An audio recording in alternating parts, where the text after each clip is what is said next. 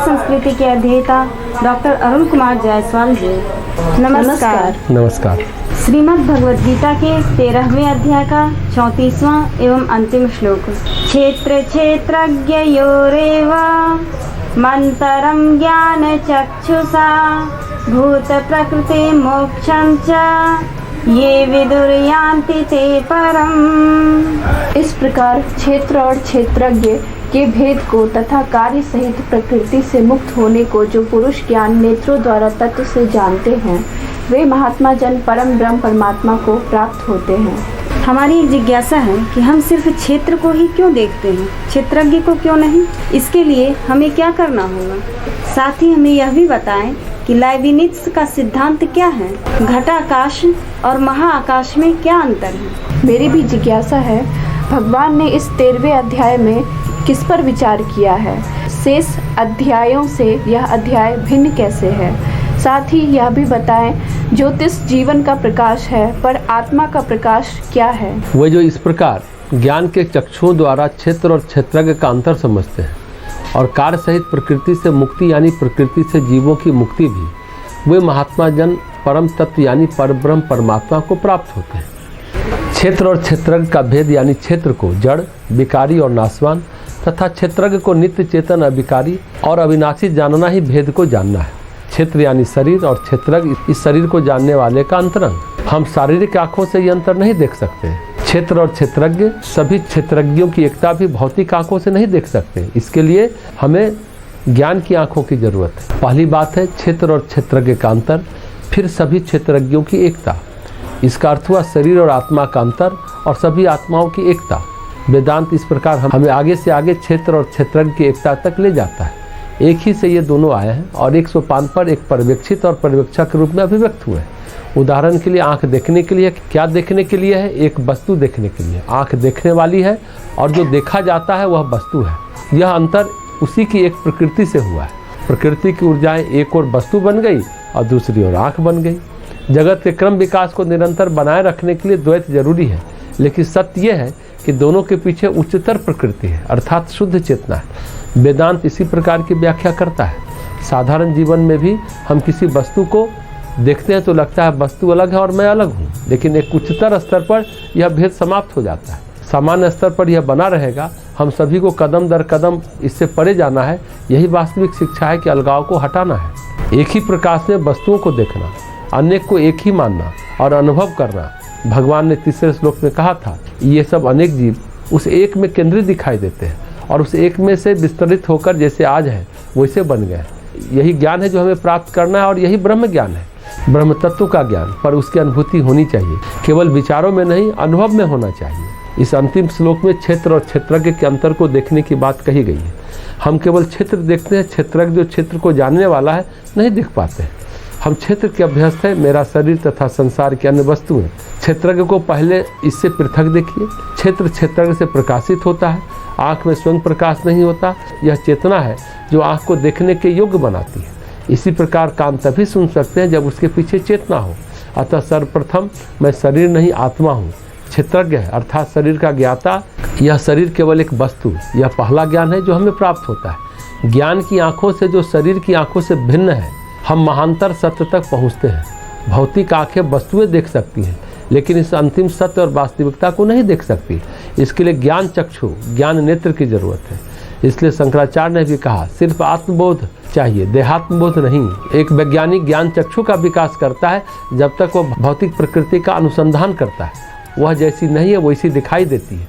जैसी वह इंद्रियों को प्रतीत होती है वह भिन्न है और केवल ज्ञान चक्षुओं के द्वारा ही जानी जा सकती है। पृथ्वी चपटी है जिधर भी देखो, पर ज्ञान चक्षु कहता है कि पृथ्वी गोल है।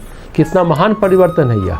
इंद्रियां सत्य प्रकट नहीं कर सकती। ज्ञान चक्षुओं के माध्यम से पहले शरीर और स्व के बीच में अर्थात क्षेत्र और क्षेत्रज्ञ के बीच में अंतर कीजिए, फिर प्रकृति और उसके उत्पादों से मुक्ति मोक्ष। तो हमें भौतिक प्रकृति से मोक्ष यानी मुक्त होना है, जिसने हमें इतने करोड़ों वर्षों से मुक्त कर रखा है। हम सम्मोहित हैं, कभी स्त्री से सम्मोहित, कभी वस्तु से सम्मोहित, कभी भाई से सम्मोहित, कभी बहन से सम्मोहित, कभी धन से सम्मोहित। ये सब सम्मोहन ही है और क्या है। ये सम्मोहन बड़ी विचित्र चीज़ है। जैसे सम्मोहित किया जाता है तब हम वही देखते हैं, वही सुनते हैं जो सम्मोहन वाला दिखाना चाहता है।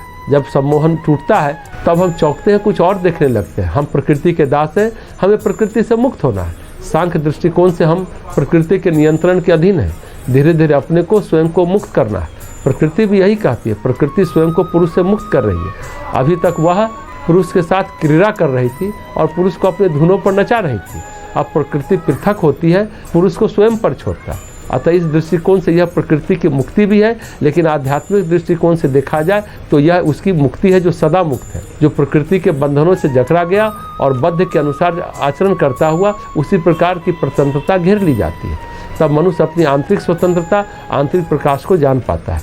वही भूत प्रकृति मोक्षम, वे जो इस सत्य को जानते हैं और तादात्म्य के अंतर को भी। जब विश्वामित्र के पास मेनका भेजी गई, विश्वामित्र गहन तपस्या में लीन थे, संध्या वंदन यानी गायत्री कर रहे थे। विश्वामित्र खो गए, मुग्ध हो गए, 3 साल की बेटी भी हो गए। मेनका को जाने की हिम्मत नहीं पड़ी, क्योंकि विश्वामित्र तो समर्थ थे ही। मेनका जाना चाहती थी, विश्वामित्र रोकना चाहते थे। एक दिन विश्वामित्र को सूर्य दिखा तो बोलते संध्या वंदन कर लेते हो। तो मेनका व्यंग से मुस्कुरा कर बोली, महाराज कितने वर्ष हो गए संध्या वंदन किए हुए।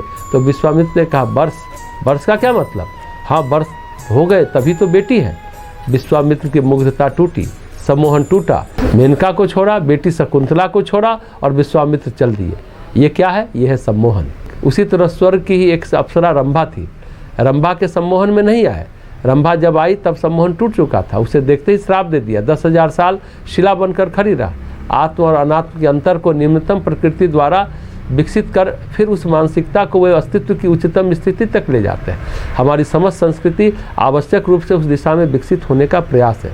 कभी कभी हम एक स्तर पर, एक विषय पर अटक जाते हैं विश्वामित्र की तरह, और फिर हम कदाचित कोई प्रगति नहीं कर पाते और इस प्रकार प्रकृति के जाल में फंस जाते हैं। इस भावना से बचने का कोई उपाय नहीं है, यह आ ही जाती है। लेकिन अध्यात्म कहता है नहीं, आप बंधन से मुक्त हैं।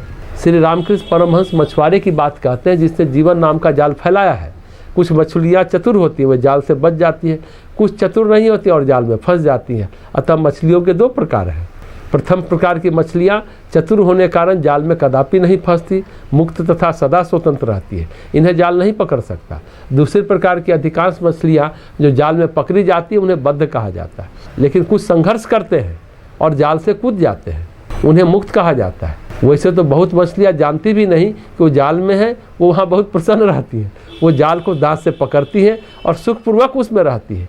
ये कितना सुंदर उदाहरण है। यह भी मनुष्यों का एक प्रकार है, बंधी हुई शरीर आत्मा है, मस्त अटखेलियाँ करती शरीर के साथ, शरीर के लोगों के साथ। 4 प्रकार के लोग की बात श्री रामकृष्ण परमहंस कहते हैं, बद्ध, मुमुक्ष, मुक्त और नित्य मुक्त। एक बद्ध है, बंधन में ही सुखी है। जो स्त्री और पुरुष बंधे हैं वे नहीं जानते कि कुछ समय बाद उन्हें निकाल बाहर कर दिया जाएगा और नष्ट कर दिया जाएगा।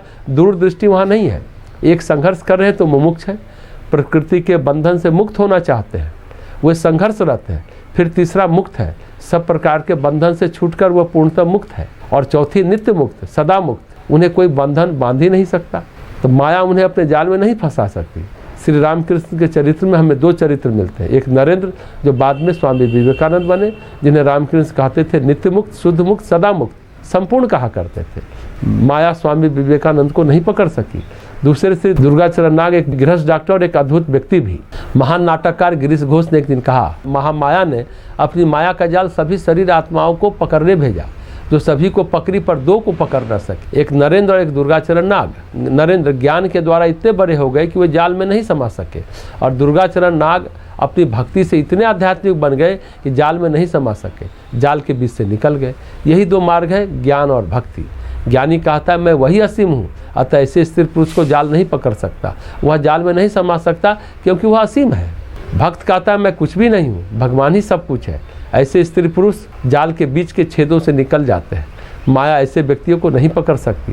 तो इस श्लोक में कहा गया कि वे जो इस सत्य को जानते हैं स्वतंत्र हो जाते हैं, वे परम गति को प्राप्त होते हैं। अतः समस्त अध्यात्म इस कथन से समाप्त होता है कि हम संघर्ष करके मुक्त हो सकते हैं, हम वस्तुओं का सत्य जान सकते हैं, हम अलगाव हटा सकते हैं और अनेक में उस एक को देख सकते हैं, और एक जिसमें सभी अंत में समाहित हो जाते हैं। तब हम मुक्त हो सकते हैं। हम इस सत्य को जानेंगे, वह सत्य हमें मुक्त कर देगा। यह कथन ईसा मसीह का है। तो निष्कर्ष के तौर पर इस अध्याय में अधिक दार्शनिक तत्व है, अधिक सूक्ष्म तत्व पर विचार किया गया। शेष अध्याय में 3 गुणों 17 स्तंभ का विस्तार से विचार किया गया। 17 स्तंभ सांख्य और वेदांत में महत्वपूर्ण विचार है। हमारे सभी धार्मिक अध्ययनों में हमारे स्वयं तथा दूसरों के साथ व्यवहार में यह अत्यंत सहायक है। इस 13वें अध्याय में कुल मिलाकर देखें तो दो मुख्य बातें हैं, क्षेत्र क्या है और क्षेत्रज्ञ क्या है। दो जीवन है, व्यक्तिगत जीवन में क्षेत्र है शरीर और क्षेत्रज्ञ है आत्मा। समष्टिगत जीवन में क्षेत्र है प्रकृति और क्षेत्रज्ञ है पुरुष यानी परमात्मा। दो सिद्धांत, दो बातें हैं, एक सिद्धांत सांख्य का है, एक सिद्धांत वेदांत का है। सांख्य का सिद्धांत है प्रकृति और पुरुष। सांख्य के सिद्धांत में एक बात और है कि प्रकृति तो एक है, पुरुष कई है। सांख्य पुरुष जीवात्मा को मानता है। एक सिद्धांत पश्चिम जगत का है, एक चिंतक हुआ है लाइबनिट्ज़, उसका एक सिद्धांत है मुनेरोलॉजी। मुनेर यानी चिद, अणु का सिद्धांत। उसका कहना है कि चैतन्य अणु कई हैं, जैसे सांख्य प्रकृति पुरुष कई बताते हैं अनेक जीवात्मा से, उसी तरह लाइबनिट्ज़ कहता है कई चिद अणु है, चैतन्य अणु है। चैतन्य तत्व तो हर एक जीवात्मा में, हर एक शरीर में है। वैसे अणु तो जड़ है, मिट्टी है, लेकिन वह कहता है चैतन्य अणु जो जीवन को चला रहा है। ये सांख्य का ही सिद्धांत हुआ कि हर जीवात्मा पुरुष यानी पुरुष कई और प्रकृति एक, इस प्रकृति के तत्वों से संसार बना है। गीता सांख्य और वेदांत में समन्वय करती है। वेदांत कहता है आत्मा अपने पवित्रतम रूप में है, एक है आत्मा और एक है जीवात्मा। जब आत्मा सम्मोहित होती है, प्रकृति से बंधती है, तो जीव सत्ता पाती है, तो जीवात्मा कहलाती है। लेकिन वह आत्मसत्ता आत्म तत्व से मुक्त है। अगर चित्त हटा दे तो आत्मा मुक्त है।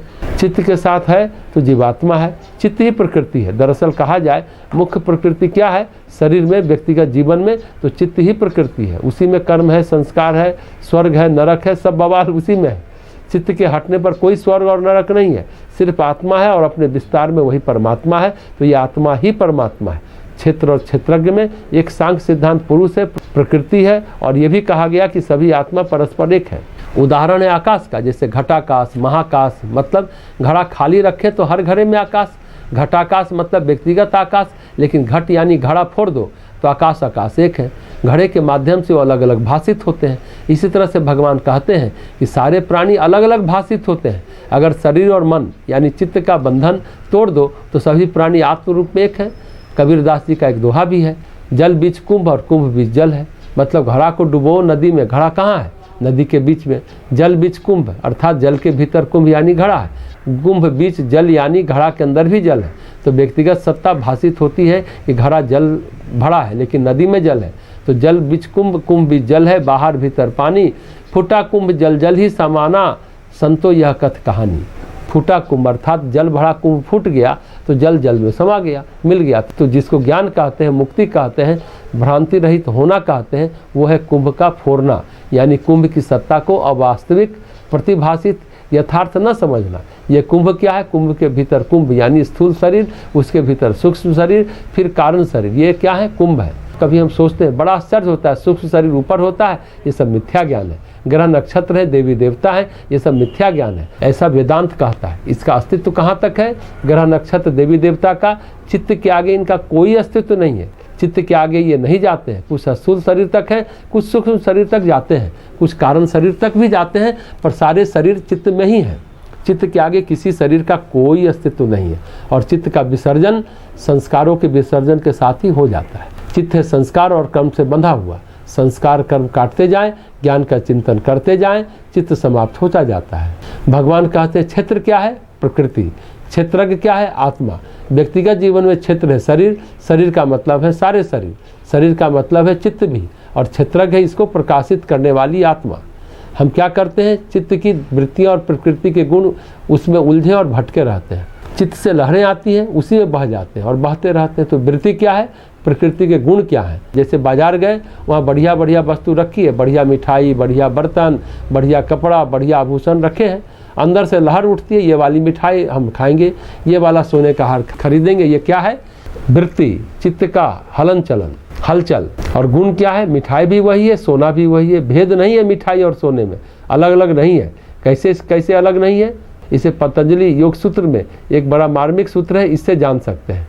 उसकी व्याख्या है, क्रम के बदलने से उसके परिणाम बदल जाते हैं। जैसे दूध है, आप उसको दूध कहेंगे। सूक्ष्मदर्शी आपको कहेंगे दूध भी है, दही भी है, मट्ठा भी है, मक्खन भी है, घी भी है। आप कहेंगे नहीं है, तो सूक्ष्मदर्शी कहे प्रक्रिया शुरू करो, क्रम बदलेगा तो दूध का परिणाम बदल जाएगा।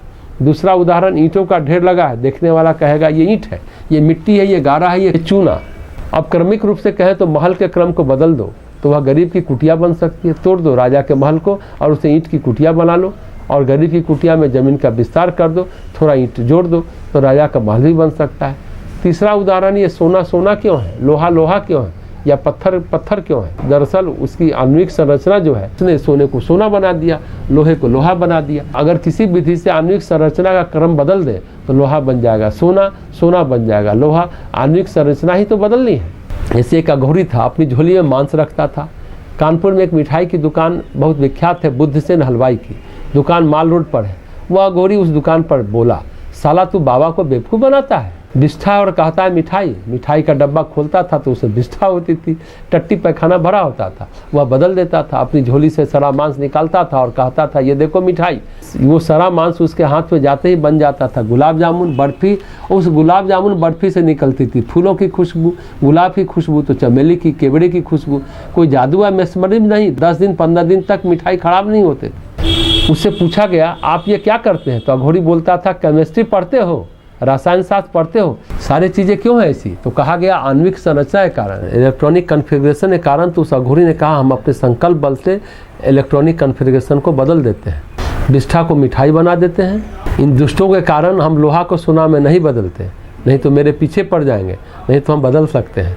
सेठ साहूकार ये बदमाश मेरे पीछे पड़ जाएंगे, इसलिए इनकी मिठाई को बनाओ बिष्ठा और मेरे मांस को बनाओ मिठाई, और चैन से खाओ और मस्त रहो।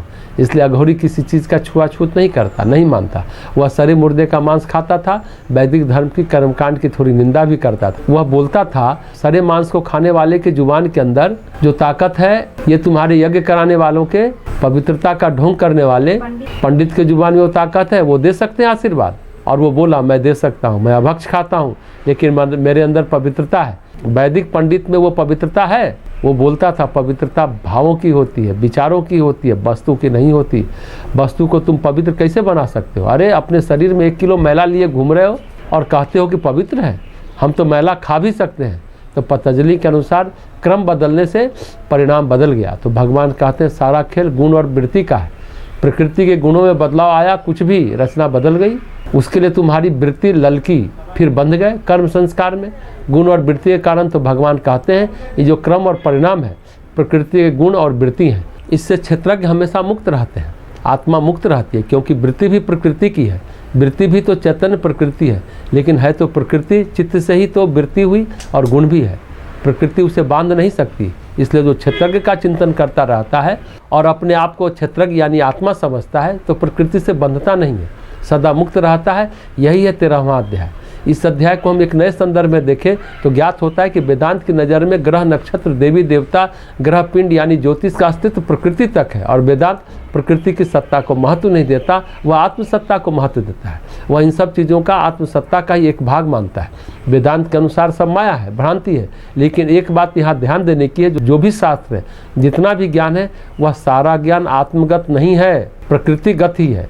ज्योतिष का ज्ञान ही नहीं, हर ज्ञान प्रकृति का ज्ञान है, चाहे वो फिजिक्स केमिस्ट्री हो, चाहे योग विद्या हो, चाहे ज्योतिष हो। इसलिए वेदांत योग विद्या को भी नहीं मानता, क्योंकि जीवात्मा स्वाभाविक मुक्त है। फिर किसको मुक्त कराने जाओगे, किसको प्राणायाम ध्यान समाधि लगाओगे। वेदांत ज्ञान की किसी धारा को नहीं मानता। वेदांत का कहना है केवल मन में एक भ्रांति है, उसे दूर कर लो, बात खत्म है। भगवान इस अध्याय में क्षेत्र और क्षेत्रज्ञ ये 2 बातें बताई। जो भी ज्ञान की धारा है, ज्ञान का प्रकाश है, जो भी विकास है, वह सब क्षेत्र है। जो उसे जानने वाला है, ज्ञानी है, वह क्षेत्रज्ञ है। जब हम उसे जान लेंगे तो सब माया लगेंगी, भ्रांति लगेंगी। प्रकृति के अलग अलग धारा के अनुसार, अलग अलग गुणों के अनुसार अलग अलग ज्ञान पैदा हुए। जैसे मिट्टी का ज्ञान है तो फिजिक्स है, मिट्टी मिल गई पानी में या मिट्टी में लग गई आग तो बन गई केमिस्ट्री। फिजिक्स और केमिस्ट्री में ज़्यादा अंतर थोड़ी ही है। और मिट्टी में पैदा हो गया प्राण तो हो गया बायोलॉजी। इस अध्याय का एक और महत्वपूर्ण निष्कर्ष है, क्रम बदलने से परिणाम बदल जाते हैं। मिट्टी में है तो फिजिक्स है, मिट्टी में खाद डाल दिया तो केमिस्ट्री हो गई, मिट्टी में बीज डाल दिया और बीज पनप गया तो बॉटनी हो गई। उस बीज से उत्पन्न चीज़ को खा गए, सब्जी फल और अन्न खा गए तो जूलॉजी यानी बायोलॉजी हो गई। वनस्पति बन गया प्राणी शास्त्र, और वहीं तुम मर गए, जला दिए गए, राख बन गए तो फिर से फिजिक्स पदार्थ बन गए। अब इसको और गहराई से सोचिए, ग्रह पिंडों की रश्मियाँ तुम्हारे अंदर आ रही है तो बन गया एस्ट्रोनॉमी। अगर ग्रह पिंडों का अध्ययन करेंगे तो एस्ट्रोनॉमी बन जाएगी। खगोल शास्त्र और ग्रह की रश्मियों के प्रभाव का अध्ययन करेंगे तो बन जाएगा एस्ट्रोलॉजी। ये सारा क्रम के परिवर्तन से ज्ञान की धारा का परिवर्तन हुआ, परिणाम बदल गया। लेकिन ये सब है प्रकृति। प्रकृति के पार तो कोई ज्ञान है नहीं, प्रकृति के पार तो ज्ञाता है। प्रकृति के बाहर भी कुछ नहीं है, तो ज्योतिष का भी ज्ञान प्रकृति के अंदर ही है। जो आत्मा है उसका ज्ञान तो नहीं कराता, उस आत्मा की ओर इशारा करता है। ज्योतिष, ज्योति जोड़िस, प्रकाश का स्वामी। ज्योतिष जीवन का प्रकाश है, आत्मा का प्रकाश नहीं है। आत्मा को कौन प्रकाशित करेगा? आत्मा तो स्व प्रकाशित है। जब भगवान इस अध्याय के 17वें श्लोक में ज्योतिषाम अपि की बात कहते हैं, यानी आत्मा वो प्रकाश को प्रकाशित करने में समर्थ है, तो ज्योतिष का मतलब हुआ प्रकाश का स्वामी, यानी खुद परमात्मा। ज्योतिष विद्या सिर्फ आत्मा की ओर इशारा करती है। आत्मा स्व प्रकाशित है और सबको प्रकाशित करती है, और जो प्रकाश सबको प्रकाशित करती है, चाहे सूर्य हो, चंद्रमा हो, चाहे जीवन को प्रकाशित करने वाली ज्योतिष हो, लेकिन आत्मा उनको भी प्रकाशित करती है। वो प्रकाश को भी प्रकाशित करने में समर्थ है। प्रकाश भी उसी से प्रकाशित होते हैं। सूर्य को अगर जगत की आत्मा कहा गया है तो उसे इस तरह से समझे कि सूर्य के कितने रूप हैं, आधि भौतिक, आधि दैविक, आध्यात्मिक। भौतिक यानी फिजिक्स, आग का गोला। केमिस्ट्री, हीलियम हाइड्रोजन के रिएक्शन से चल रहे हैं, ये फिजिक्स केमिस्ट्री हो गई। फिर इससे जीवन आता है, प्राण आता है, तो हो गई बायोलॉजी, बॉटनी, जूलॉजी, आधि दैविक। अब उसके सूक्ष्म रूप को जाने। जब ग्रह है, चैतन्य है, उसका जप करने से प्रारब्ध कटता है, संस्कार टूटता है, ये भी बात है। और उसका आत्म रूप अलग है, प्रकृति के पार है, व्याख्या से परे है, इसलिए उसे जगत की आत्मा कहते हैं। जहाँ तक सत्ता आधि भौतिक, आधि दैविक है, वहाँ तक वह क्षेत्र है प्रकृति का। जहाँ उसका स्वरूप आध्यात्मिक है, वहाँ वह क्षेत्रज्ञ हो जाता है। अगर प्रकृति के अंदर जीना है तो सभी ज्ञान की जरूरत है, ज्योतिष की भी जरूरत है। तो वेदांत के भाव में जीना है तो सब माया है, भ्रांति है, मतलब वही सब कुछ नहीं है। यहाँ यह नहीं समझना चाहिए कि ज्ञान की कोई धारा कंडेम हो रही है। क्या फिजिक्स जरूरी नहीं है जीवन के लिए? केमिस्ट्री जरूरी नहीं है जीवन के लिए? औषधि कैसे खाएंगे? जब तक हम शरीर में हैं, जब तक हम चित्त में हैं, संस्कार और कर्म लग रहा है। जब तक जितना जरूरी है केमिस्ट्री फिजिक्स है, उतनी ही जरूरी एस्ट्रोलॉजी है, ज्योतिष है। अगर हम आत्म तत्व को जान गए तो फिर हमको न केमिस्ट्री फिजिक्स की जरूरी है, न ज्योतिष की जरूरी है, न योग जरूरी है, योग सूत्र न योग शास्त्र जरूरी है। गीता शास्त्र और ज्योतिष शास्त्र दोनों जीवन शास्त्र है। जब तक जीवन है तब तक इन शास्त्रों के द्वारा अपने को प्रकृति के पार ले जाने वाला बोध होना चाहिए। प्रकृति और पुरुष इन दोनों शास्त्रों के माध्यम से ज्यादा स्पष्ट होता है। क्षेत्र और क्षेत्रज्ञ का ज्ञान और अधिक स्पष्ट होता है। तो क्षेत्र और क्षेत्रज्ञ दोनों अपने अपने ढंग के सच हैं। प्रकृति और पुरुष दोनों सच है, दोनों की जीवन में आवश्यकता है, दोनों को मिलाकर जीवन होता है। तो ये 13वें अध्याय का हम लोगों ने निष्कर्ष निकाला कि आखिर क्षेत्र और क्षेत्रज्ञ को हम कैसे जान सकते हैं और अपने जीवन को कैसे आगे बढ़ा सकते हैं।